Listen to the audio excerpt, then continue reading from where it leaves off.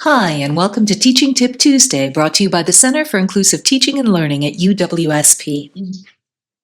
In last week's teaching tip, I touched on some of the reasons that rather than trying to scare students away from cheating with threats of dire consequences for academic misconduct, we should positively frame academic integrity to promote good behaviors associated with adopting the core values of academic integrity. As anyone who's tried to assess achievement of dispositional learning objectives can attest, values can be tricky things. Because they're internal mental dispositions, they're hard to measure directly. We often resort to asking students to articulate their values, but this mode of assessment is indirect and fraught with inaccuracy. After all, people will tell you what they think you want to hear about their beliefs and values. Looking directly at behaviors is a better gauge of how completely people have adopted and act on specific values. So in this video, I'd like to discuss some of the behaviors that demonstrate commitment to academic integrity. As discussed last week, the International Center for Academic Integrity defines academic integrity as commitment to 6 core values: honesty, fairness, respect, trust, responsibility, and courage. In keeping with the importance of committing to academic integrity as a way of promoting positive academic behavior, it's important that you make academic integrity central to your teaching. In your syllabus or on Canvas pages, you should provide a space to detail how you, as an instructor, will demonstrate your commitment to academic integrity, outlining behaviors aligned to each of the core values. You should also explain behaviors that students can engage in to demonstrate their commitment to academic integrity. And, when appropriate contextually, you should remind students of the alignment between behavior and values that support academic integrity. In the remainder of this video, I'll outline some of the behaviors associated with each of the core values. Behaviors for you and behaviors for your student. You may choose to highlight these or other behaviors that you feel demonstrate commitment to these values. Honesty. As we know, this is a value or moral uprightness that implies a refusal to lie, cheat, steal, or deceive. You can show your honesty to students by providing references to the sources that you use in teaching that differ from the text, being truthful in your interactions with students, and representing your own work truthfully. In modeling honesty for your students, it can be important to remind them that you're doing these things because of your commitment to the value of honesty. You may ask students to demonstrate their commitment to honesty by telling the truth, adhering to the guidelines in all assignments, using generative artificial intelligence tools for coursework only as directed, submitting only original work produced by themselves, and citing their sources. When students fall short of these, highlighting how this demonstrates a lack of value for honesty can be beneficial in pointing them toward more positive behaviors.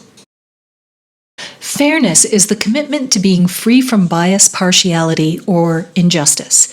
You can demonstrate your commitment to fairness by clearly stating learning objectives for the course and for all lessons, so that students don't have to guess what it is you expect them to learn.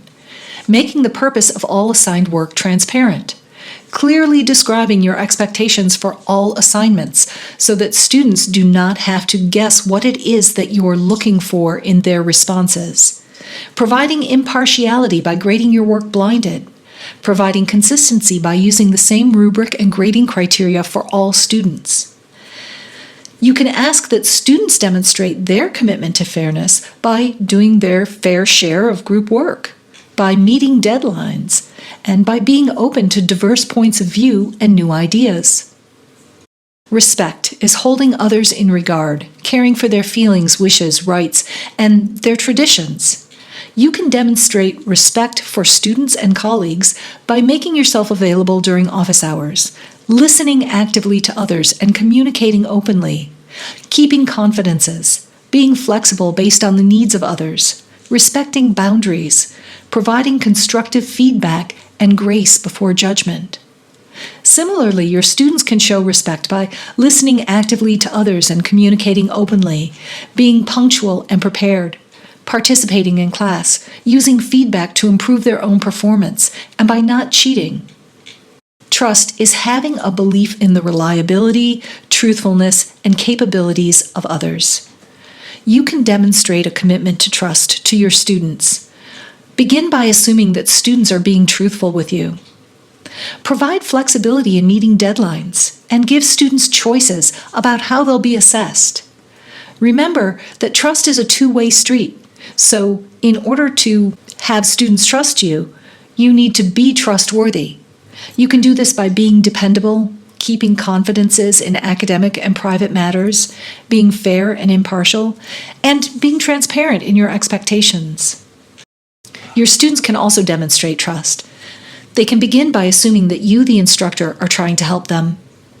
They can follow the classroom rules.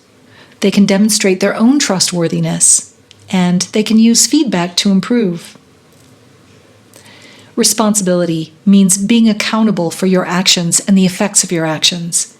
As an instructor, you can show that you value responsibility by being prepared in advance of each class or lesson, grading and returning student work promptly, following the course schedule, adapting your instruction to meet the needs of students when possible. Students can demonstrate responsibility by making sure that they complete readings, beginning work on assignments and projects early, completing their work on time, by studying daily, and by reaching out for help.